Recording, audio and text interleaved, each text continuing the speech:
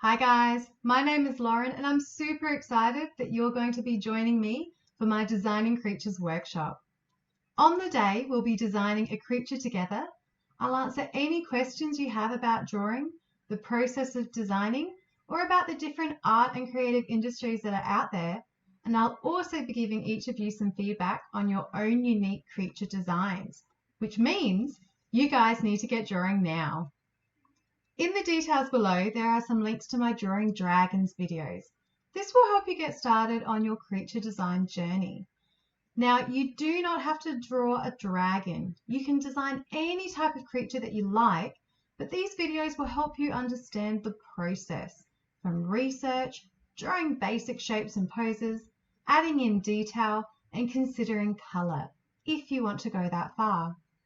Once you have your design, take a photo or save out a JPEG if you're working digitally and email it through a few days before the workshop.